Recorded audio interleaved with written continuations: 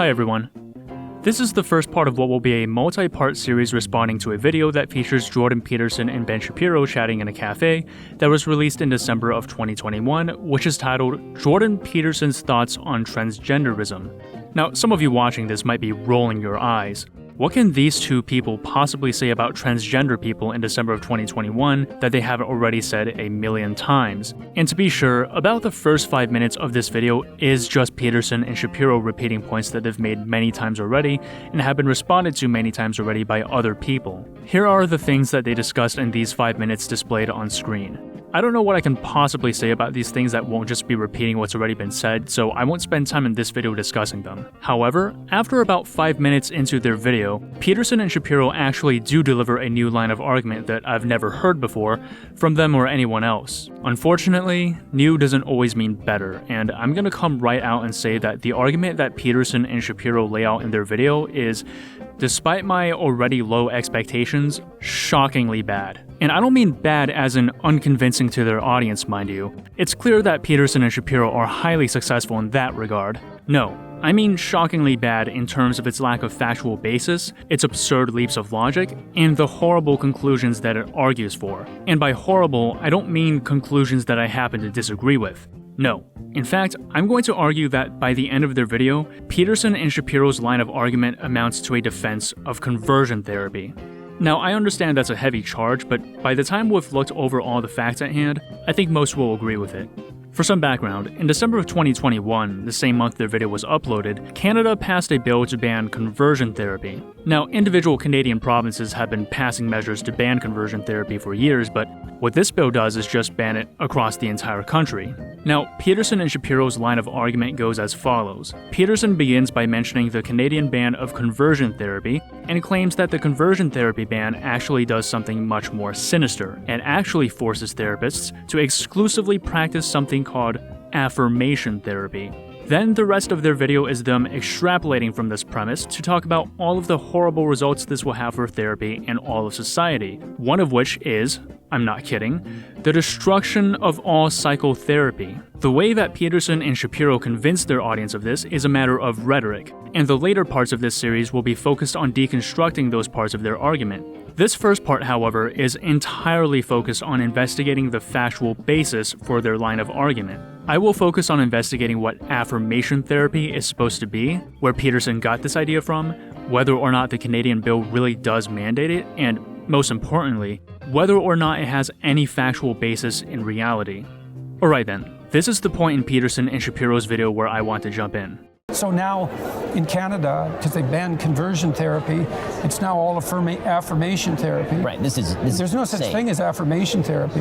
Right. No, it's insane. I mean, the semantic game that was used in order to say, well, conversion therapy, which was at one time using electric shock to treat homosexuals. Yeah. And saying that that's the same thing as you have a gender-confused 12-year-old. Look, I had a 14-year-old kid. So this right here is the main point, which every other point in their video will build off of.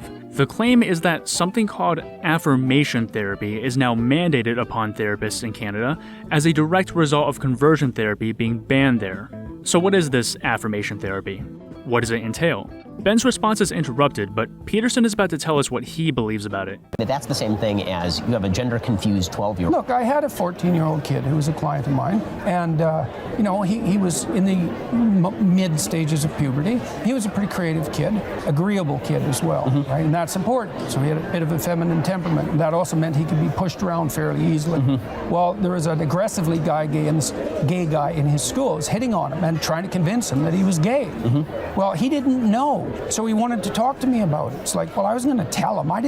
What the hell do I know about this kid? Exactly. And I wanted to hear what his problems were and how it might be sorted out, what he wanted. And that's what you do in therapy, is you help people sort out their problems.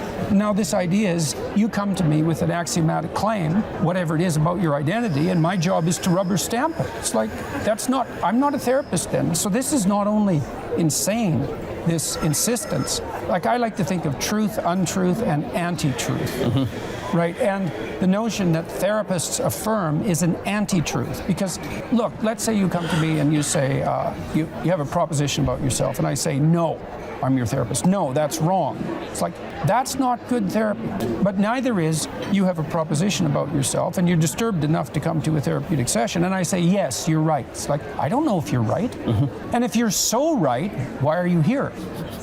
Like, what are we talking about if you're already right? This is what Peterson believes affirmation therapy is. His idea is that affirmation therapy is where a therapist simply accepts whatever their clients say about themselves without question or doubt.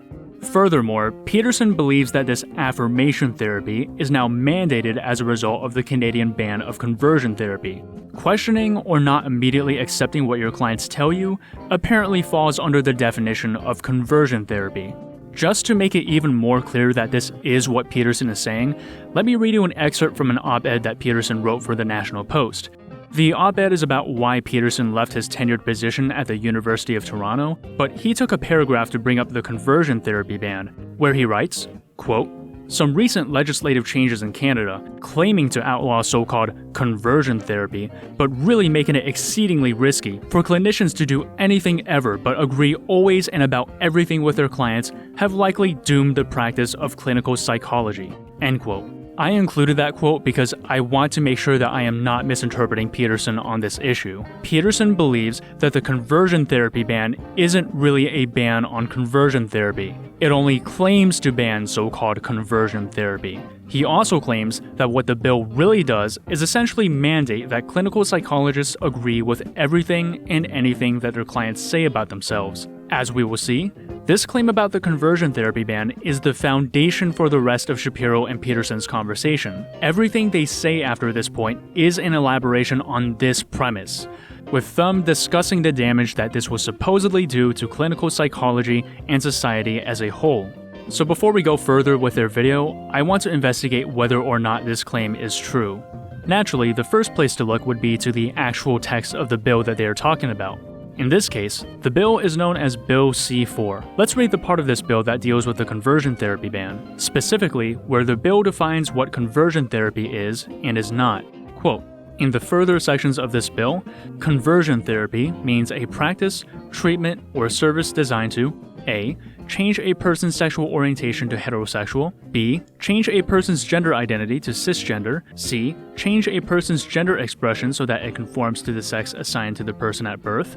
D. Repress or reduce non-heterosexual attraction or sexual behavior. E. Repress a person's non-cisgender gender identity. Or F. Repress or reduce a person's gender expression that does not conform to the sex assigned to the person at birth." End quote. Okay. Now I'm going to read the paragraph that details what conversion therapy is not. I want you to pay particular attention to this because this is directly connected to the claims that Peterson and Shapiro have made about this bill. Specifically, that this bill essentially makes it illegal for a therapist to do anything other than agree with anything and everything that their client says about themselves.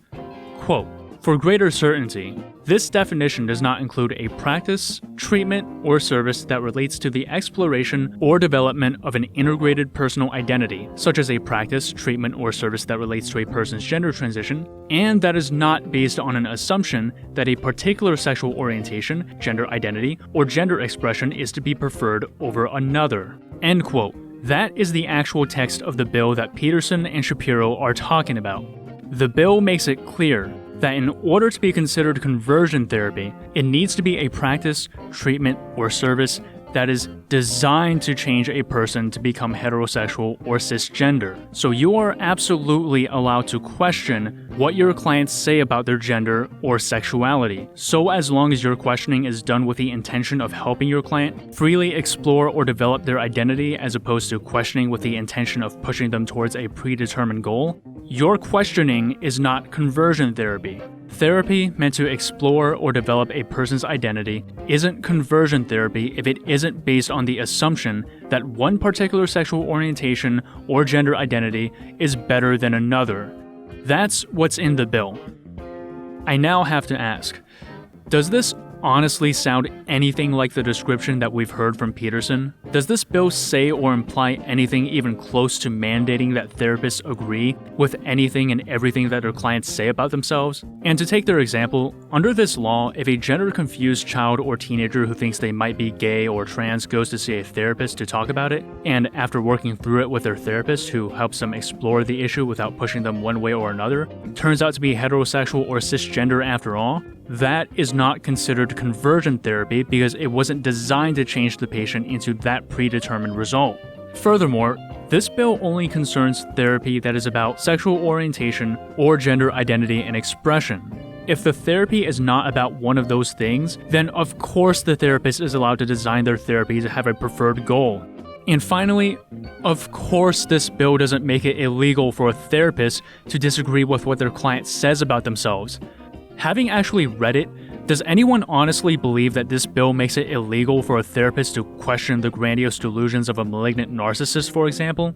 If the bill did do that, it would destroy clinical psychology. But it doesn't. Also, many municipalities and provinces within Canada already banned conversion therapy years before the passing of this current bill. For example, Ontario and Nova Scotia banned conversion therapy for everyone under 18 in 2015 and 2018 respectively, and the text of those bills look very similar. I'll link them in the description if you want to read them for yourself. If what Peterson is saying is true, shouldn't there be a ton of stories about psychologists and therapists all over Canada being jailed or stripped of their licenses for questioning or disagreeing with something their patients said about themselves? I'm sorry, I know that I'm beating this point into the ground, but I really think I have to be clear on this point, because I can't think of a more direct demonstration that Peterson is simply wrong about what is in this bill. There is nothing in this bill that supports what Peterson claims it does. Period. Okay, so I think we should be good concerning what's actually in this bill, about what it does and does not mandate, but our investigation isn't over yet. Peterson's opinion on this bill is so off base that I have to believe that he either just didn't read it, or if he did read it, he's being dishonest about it. I'm going to be charitable and go with the option that he simply didn't read the bill, but that doesn't explain how he arrived at this particular conclusion or why he feels so sure about it. Honestly, the sheer difference between what Peterson had to say about this bill and what's actually in it is so extreme that I had a really hard time believing that he could have come up with this idea on his own. I mean, dooming all of clinical psychology? Seriously?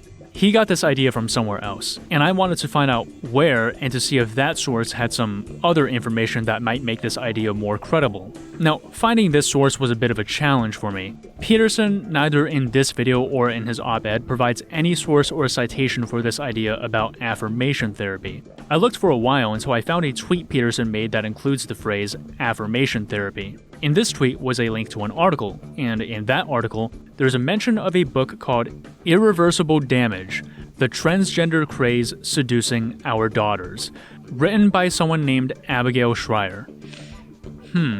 This looks promising. So I looked through Peterson's material on YouTube, and I found out that he recorded a podcast with Schreier in January of 2021 about this very book, where they say some things that sound pretty familiar. Have changed the wording, but the bigger change, of course, is that they've gone to an affirmative care standard, which means that they no longer apply any medical judgment. They simply surrender all judgment and agree with or affirm the patient's self-diagnosis.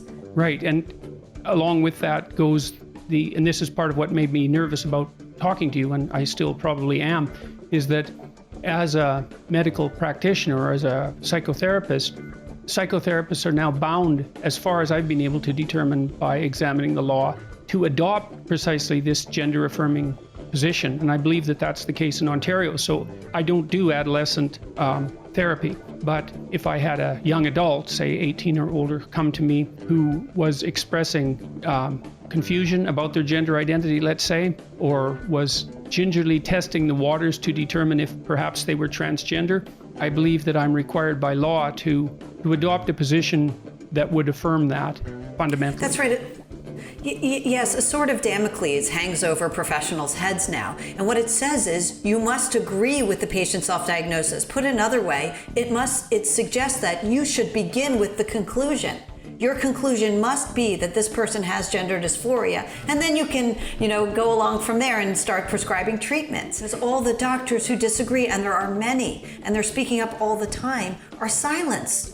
They are told that they could lose their license if they don't immediately affirm the adolescent, no matter what her other mental health problems are, and immediately go along with facilitating her transition. Right. Okay, so it seems pretty clear that Schreier is Peterson's source for this stuff, but Schreier doesn't provide any sources for this claim in this podcast, and I want to know what Schreier's source is. So I obtained a copy of her book to see if it has what I'm looking for, and as it turns out, a subchapter of Chapter 6 is titled Gender-Affirming Care, and in this chapter, bingo, we have a citation, specifically a 2015 American Psychological Association guideline for the care of transgender and gender nonconforming patients. So I've obtained a copy of these guidelines, and we're going to read it in a bit to see if it supports what Schreier says in this chapter. But first, I think we should see what Schreier has written here.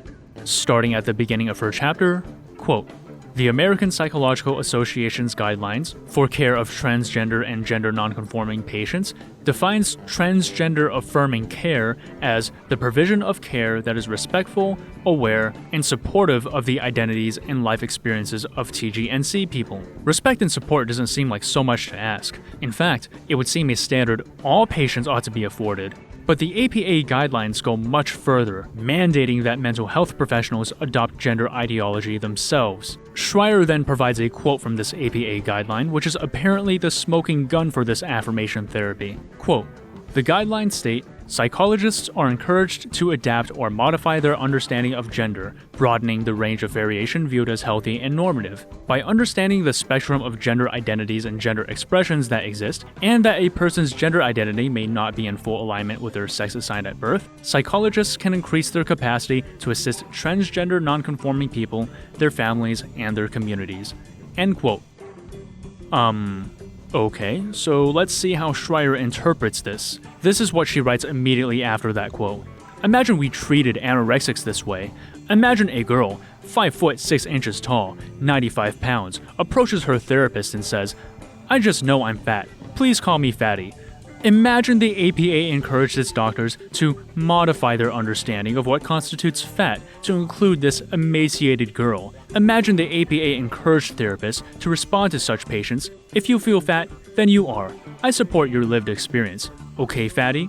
End quote. Okay, so I think that we can see where Schreier is going with this. In the interest of time, I'm just going to summarize the rest of the chapter instead of reading it. I'll display the original text on screen so you can make sure I'm not misinterpreting her. Schreier then presents a hypothetical scenario about a young black girl named Naya, who internalizes the racism of her peers and desperately wants to become white. She tells her therapist that after seeing white girl YouTubers who are so amazing, she immediately knew that that was what she wanted to be. And in this hypothetical, the therapist agrees that Naya is really a white person stuck in a black person's body and begins with procedures to make her look white. This, Schreier claims, is what affirmative care amounts to. Okay, I read all that in order to establish that this is in fact the idea that Peterson is repeating.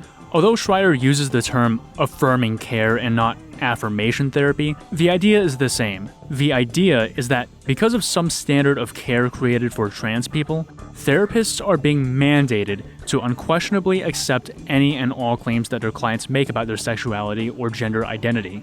So, just to be clear, the claims that Schreier and, by extension, Peterson are making about affirmation therapy are as follows. First, affirmative therapy is being mandated on psychologists. Therapists must now perform affirmative therapy or lose their licenses. Yes, a sword of Damocles hangs over professionals' heads now. And what it says is you must agree with the patient's self-diagnosis. They are told that they could lose their license if they don't immediately affirm the adolescent, no matter what her other mental health problems are, and immediately go along with facilitating her transition. Then, affirmative therapy forces therapists to surrender all judgment. They are not allowed to apply any medical judgment and must agree with whatever their clients say about themselves. They've gone to an affirmative care standard, which means that they no longer apply any medical judgment. They simply surrender all judgment and agree with or affirm the patient's self-diagnosis. Then, affirmative therapy forces therapists to begin with the conclusion that their patients have gender dysphoria and promptly begin transition treatment. You must agree with the patient's self-diagnosis. Put another way, it suggests that you should begin with the conclusion. Your conclusion must be that this person has gender dysphoria, and then you can, go along from there and start prescribing treatments.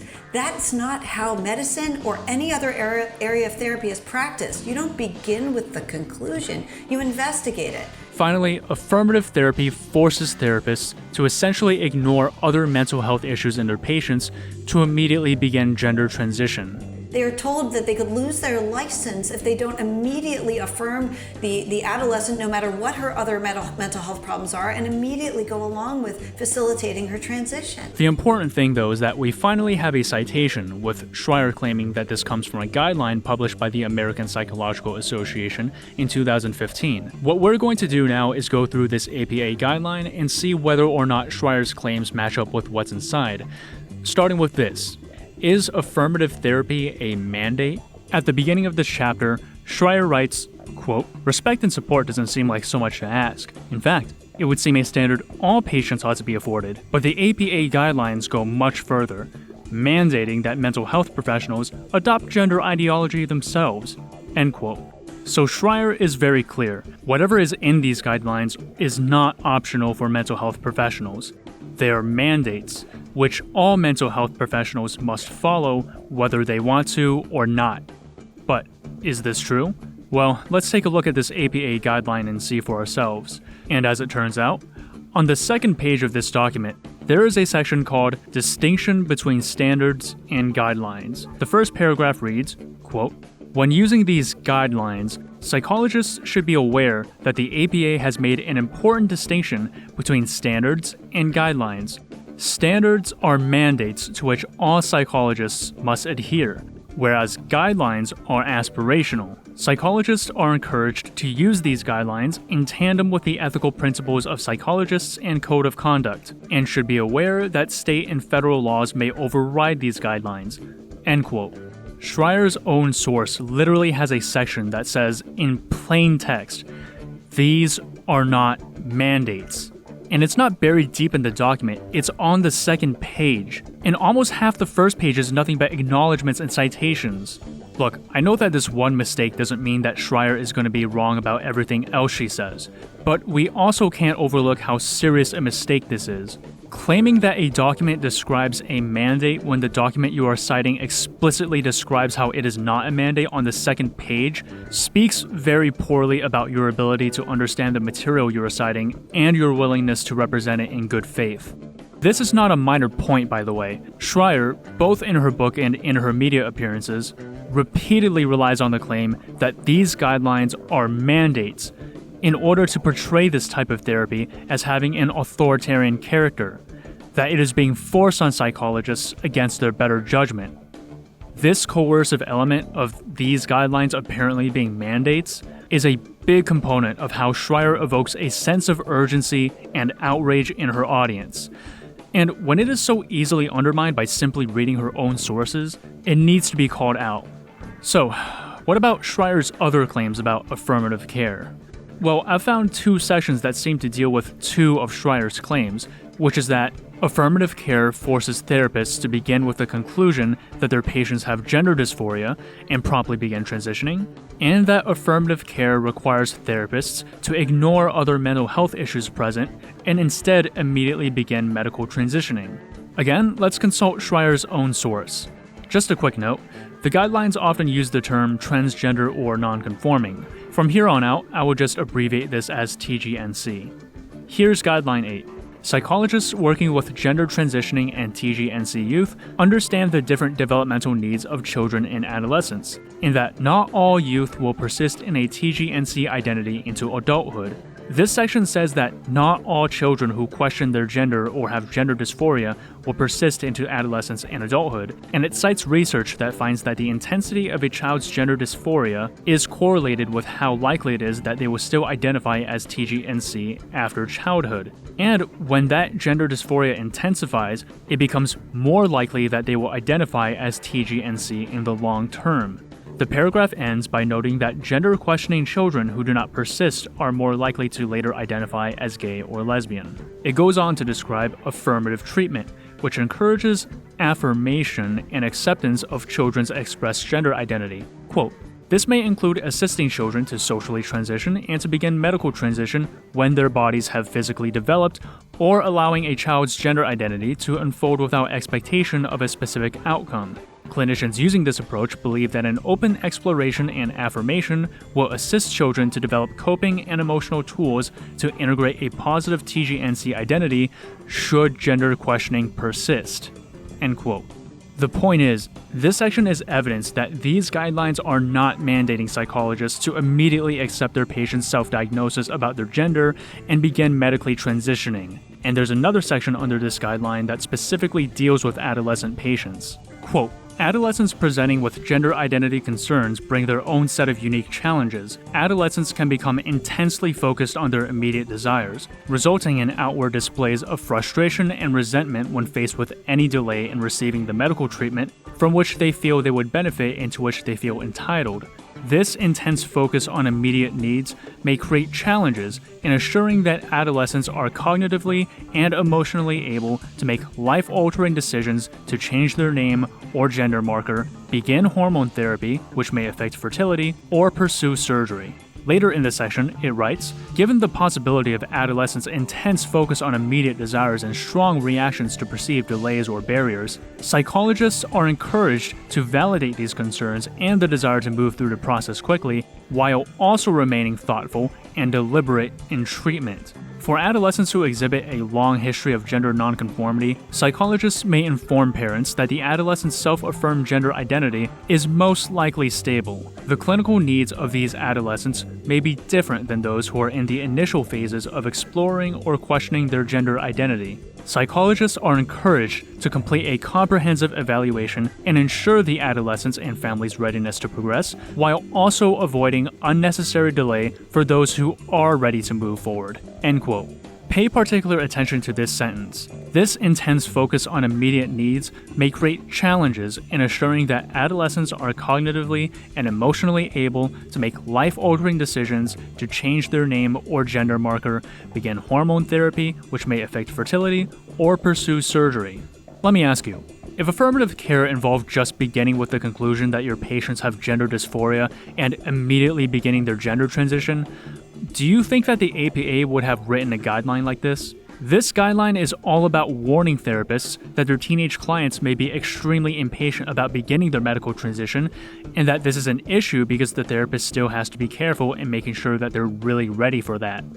If affirmative care forces therapists to begin with the conclusion that your patients have gender dysphoria and immediately begin their transition, why would these guidelines make a distinction between patients who have just begun questioning their gender versus patients who have a long history of gender nonconformity to make a point that the latter may be more ready to transition than the former? Okay, so there's one more claim that Schreier makes that I want to examine. The claim is that affirmative care also involves immediately getting the patient started on potentially irreversible gender transition treatments as soon as the patient says the word, all the while ignoring any other mental health factors that might be present in the patient. As it turns out, there's a guideline in Schreier's own citation that deals with this issue directly. Guideline 10. Psychologists strive to understand how mental health concerns may or may not be related to a TGNC person's gender identity and the psychological effects of minority stress. To summarize, the first part of this section says that transgender or gender nonconforming folk might also see a therapist for mental health issues while seeing a therapist for gender identity issues, and that it is possible that the patient's mental health issues may be related to their gender identity issues. Now I will read from the section that advises psychologists on how they should apply this knowledge. Quote, "Because of the increased risk of stress-related mental health conditions, psychologists are encouraged to conduct a careful diagnostic assessment, including a differential diagnosis, when working with TGNC people. Taking into account the intricate interplay between the effects of mental health symptoms and gender identity and gender expression, psychologists are encouraged to neither ignore mental health problems a TGNC person experiences, nor erroneously assume that those mental health problems are the result of a person's gender identity or gender expression. Psychologists are strongly encouraged to be cautious before determining that gender nonconformity or dysphoria is due to an underlying psychotic process, as this type of causal relationship is rare." End quote. So once again, in Schreier's own source for what affirmative therapy supposedly is, psychologists are not told to ignore a TGNC client's mental health issues and hyperfocus on their gender issues instead. They are told to do the exact opposite, to perform a careful diagnostic assessment as well as a possible differential diagnosis about the issues a TGNC client may have. Okay, let's now summarize what we've seen. We've just read the citation that Schreier provided for what this affirmative therapy is supposed to be, which she compared to a therapist affirming an anorexic patient's body dysmorphia or a black girl wanting to become white. And I don't know how else to say this, but these APA guidelines contradict Schreier on basically every point she's made about this, to the point that I don't know why she even bothered to provide the citation. Now, up until this point, I've only relied on the citation that Schreier cited herself. There's a rhetorical reason for doing this. It would be one thing if I went out and found other sources to contradict Schreier, but it's another thing entirely when Schreier's own citation, that we should expect her to have read, contradicts her on even very basic claims. The problem is that the guidelines that Schreier cited are about providing specific guidelines to therapists, so it doesn't go out of its way to really define what affirmative care really is. To that end, I'd like to quickly read from a policy statement written by the American Academy of Pediatrics on gender affirmative care. Quote, "In a gender affirmative care model, GACM, pediatric providers offer developmentally appropriate care that is oriented towards understanding and appreciating the youth's gender experience. A strong, non-judgmental partnership with youth and their families can facilitate exploration of complicated emotions and gender-diverse expressions while allowing questions and concerns to be raised in a supportive environment. In a GACM, the following messages are conveyed. Transgender identities and diverse gender expressions do not constitute a mental disorder. Variations of gender identity and expression are normal aspects of human diversity, and binary definitions of gender do not always reflect emerging gender identities. Gender identity evolves as an interplay of biology, development, socialization, and culture, and if a mental health issue exists, it most often stems from stigma and negative experiences rather than being intrinsic to the child. There is a limited but growing body of evidence that suggests that using an integrated affirmative model results in young people having fewer mental health concerns, whether they ultimately identify as transgender or not." End quote. See, I want to emphasize the phrase in the first sentence, developmentally appropriate care, and the last sentence, which is yet another acknowledgement that not all young people who experience some issue with their gender turn out to be transgender in the end. Once again, this should tell us that this type of care is a lot more careful and nuanced than what Schreier and Peterson are telling us about it. But the main point is this. The word affirmative in gender affirmative care does not mean affirming anything and everything that your patient says about themselves, and it doesn't mean immediately giving your patients whatever treatment they demand. Let's now read from the section titled Medical Management. First, the best way to approach gender with patients is to inquire directly and non-judgmentally about their experience and feelings before applying any labels. This sentence is important because it contradicts Schreier on this point. You must agree with the patient's self-diagnosis. Put another way, it suggests that you should begin with the conclusion.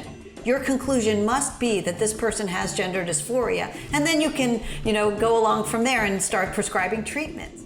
Therapists are told to question their clients directly and non-judgmentally before applying any labels. Finally, let me read you this. Quote, "Many medical interventions can be offered to youth who identify as transgender/gender diverse and their families. The decision of whether and when to initiate gender affirmative treatment is personal and involves careful consideration of risks, benefits, and other factors unique to each patient and family. There is no prescribed path, sequence, or endpoint." End quote. Alright, let's sum this up. Schreier claims that affirmative care is mandated, with the threat of therapists losing their licenses. It's not.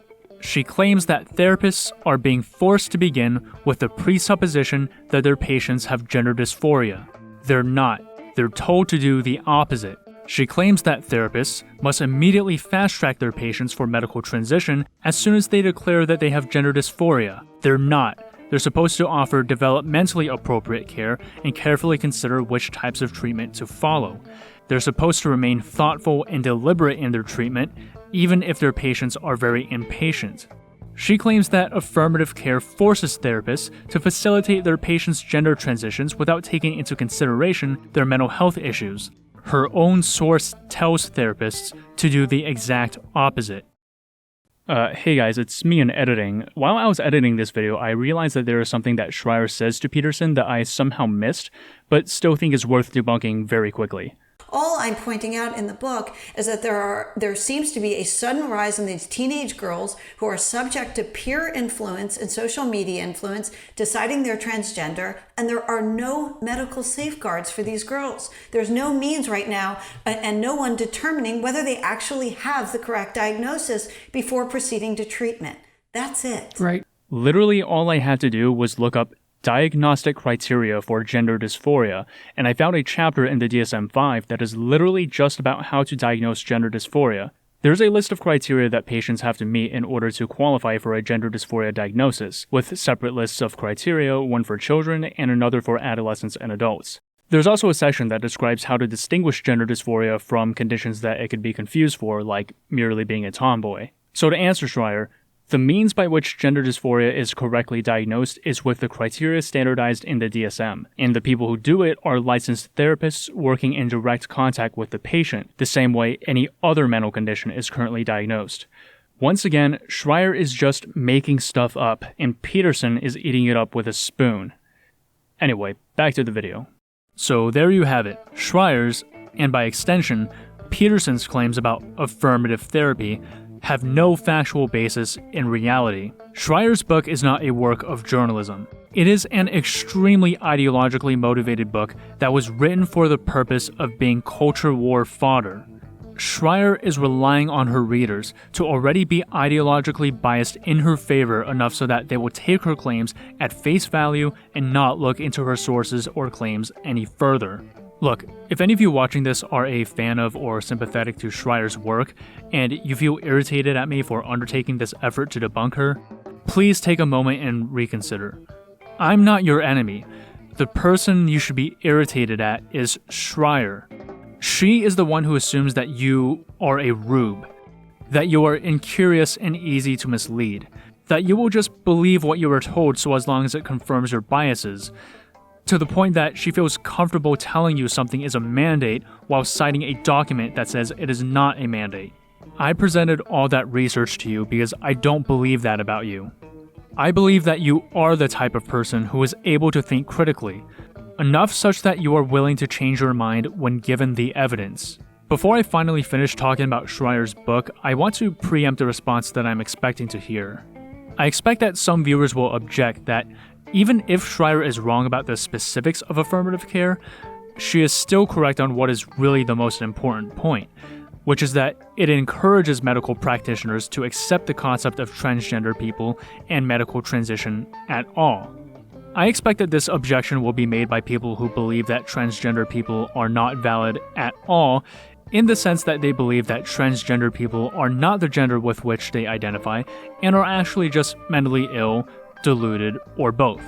These people object to the concept of allowing people to transition at all. I expect that these people will argue that the fact that the medical establishment now seems to accept transgender people as valid in this sense is the problem, and is proof that the medical establishment has been taken over by leftist ideology and stuff. Here's the issue with that.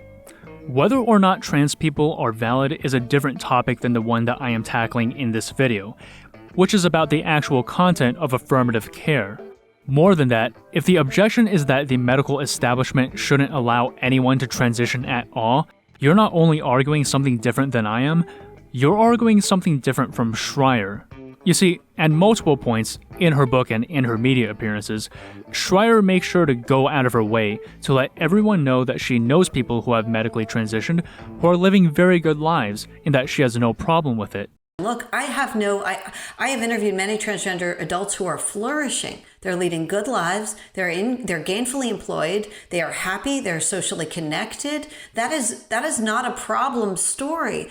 Now, there's something I say every time I am asked to speak, and I say this for the simple reason that it is true. Transgender adults are some of the nicest, soberest, and kindest people I have met in my work as a journalist. They have good jobs. They have stable associations, and they are leading admirable and productive lives. They have absolutely no desire to harm women or to push transition en masse on children. The activists do not represent them.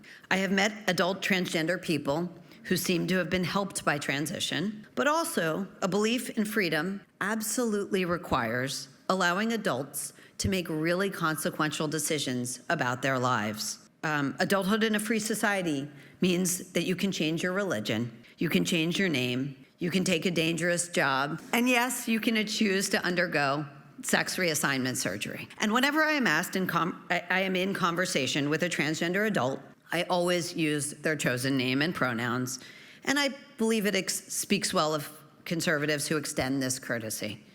You see, Schreier, at least publicly, never argues that there aren't people who genuinely suffer from gender dysphoria and who truly benefit from medically transitioning. Instead, her argument is that there is a kind of hysterical ideological possession taken over the medical establishment that has caused them to abandon their medical standards in the name of trans acceptance, and that, most importantly, this reckless ideology is being turned towards children. The force of Schreier's argument comes from her frightening depiction of affirmative care, the reckless disregard of medical standards, the ignoring of mental health issues, the authoritarianism of it being forced on therapists against their better judgment.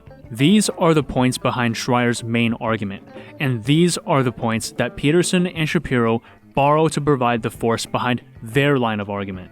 When we get to the rest of their video, you will see that neither Peterson nor Shapiro explicitly oppose the concept of allowing anyone to transition at all, at least in this video. You see, arguing for that kind of hardline position on its own is relatively ineffective. What works much better is concocting a frightening narrative about horrible and wide-reaching consequences that will follow from the acceptance of trans people, and that is precisely what Shapiro and Peterson are trying to do here.